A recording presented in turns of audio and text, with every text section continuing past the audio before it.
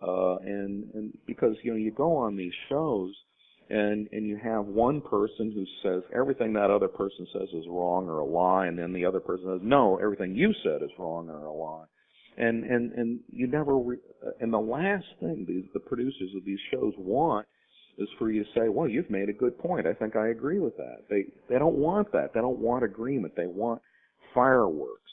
And thoughtful people can't really function in the soundbite environment. So smart people on both sides who might agree with each other if you gave them the opportunity won't even appear on these shows, and instead you have total nobodies representing their positions. And I know I used to want back when I used to watch cable news, I'd see some person listed as, Republican consultant or Democratic strategist or something like this, and I would just Google their names to see who they are, and there were no Google hits at all. I mean, how can you be an adult who appears on television as a strategist for a major political party and have 0 Google hits? It means you don't exist, literally. So I mean, these people are total nobodies, and they're just up there reading talking points that somebody gave them. They don't know the issues, and I don't blame them. I mean, I blame the networks and the producers for having such a ridiculous format that it's not obvious that these people have no clue what they're talking about, because you only get 5 minutes or something like that. That's not enough time to get into an issue in any detail, and they just do these things all day long on a wide variety of issues. And I guess it's good entertainment, but it's very bad for public policy. It's interesting that you mentioned that about how nobody's appearing on these shows all the time. I actually read something in the New York Times, I believe it was about a year ago, and there's like this new like institute or college or university of some sort, and it's just for people that want to like be these talking heads on the cable news programs. It's like a school just to become that. And I guess when you graduate, you get a bachelor's in democratic consulting and Republican strategy. Well, that's very interesting. I didn't know that, but I guess it's something that can be taught. But I guess if you want to be an actual anchor on some place like Fox News, I think entering the Miss America pageant would probably be a better route to your success. Seriously. Now, how has writing regularly about economic policy changed the way that you look at politics in general? Oh, I don't think it's affected me, except the act of writing, I think, helps you think things through. When you're just talking, it's too easy to make mistakes of logic or fact and kind of gloss over them unless you're debating somebody smart enough to catch you. Whereas if you're writing and you read over your own work, your own weaknesses become more apparent. And so I think it's the act of writing that I think has really helped me in terms of my thinking.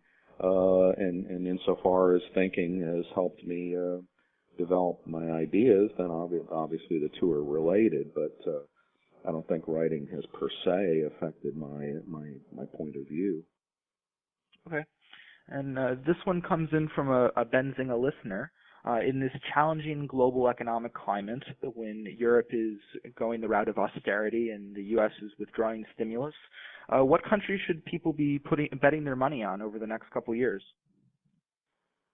Latin America looks pretty good, and then frankly, Africa looks pretty good.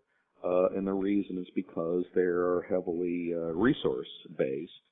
And I do think that we're moving into a period of time in which commodities and resources are going to be exceptionally valuable. And I don't just mean oil, I mean just across the board, all manner of commodities. And so the places where those things are available, I think are going to tend to do pretty well. And I also believe that those continents have held themselves back for a long time with bad policies. And I think they're finally learning the right policies. They've looked at places like China, and they've learned. And I think they will be the places that will be growing well, at least in the near term. Okay. Now that we've got all the hard questions, so to speak, out of the way, we've got some fun ones for you. What was your first and what was your worst job? Well, my first real job was the one I mentioned earlier, working for Ron Paul. I suppose my first paying job, I worked as a clerk in a supermarket back in the 1960s. I remember I got a pay raise the day they raised the minimum wage one year, and I think I was paid $1.60 an hour. And my best job was, I think, being when I was staff director for the Joint Economic Committee. It was a great job because my boss was really a nice guy and he trusted me and he pretty much would do whatever I asked him to do. So if we felt like if I thought it was a good idea to have a hearing on some subject, he'd just say, just tell me where the room is and when to show up. And so I could pretty much do what I wanted to do. And I had a good staff and a lot of flexibility, and it was really a fun job. I would have done that job for the rest of my life, but unfortunately my boss was defeated, so that came to an end. What do you enjoy doing outside of economics? Well, I don't really have that much of a life. I just sit in front of my computer. I swear to God. I just sit in front of my computer all day trolling for information. And but I do live out in a nice area in just outside the city of Washington, and I've got some interesting neighbors. Donovan McNabb just moved a couple of doors down from me. Oh wow, really? So I just enjoy being out it's sort of in the country, and I don't know. I enjoy my big screen TV. Like all Americans. Yes. What is your favorite restaurant you've ever been to? Oh, I can't really say. I do like a good steak when I can get one. Morton's is a place that I go to fairly often. I don't know if it's the best place. It's just one that's convenient to where I live, and so I usually end up there if I've got if I'm going out for some reason. Okay. And now for our final trademark question. If you could offer Benzinga one piece of advice to grow its business and be successful, what would it be?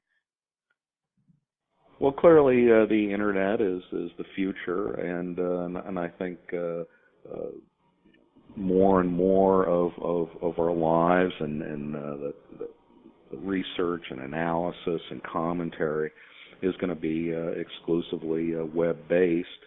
And I just think you need to get rid of as much of the old media mentality, to the extent you have any, as possible. This is one of the things we talk a lot about for the publication I write for, the Fiscal Times, is how to position ourselves for the future in terms of providing faster, better quality, more up-to-date information for the people who read us.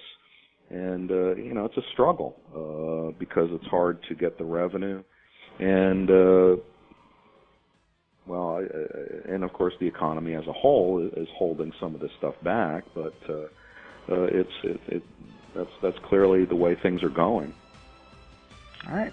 Well, that'll do it for our interview. Thank you very much, Bruce. Okay, thank you.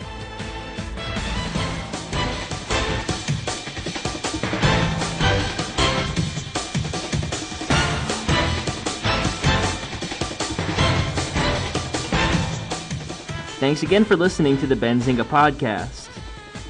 If you enjoyed it, please tell someone about the Benzinga podcast.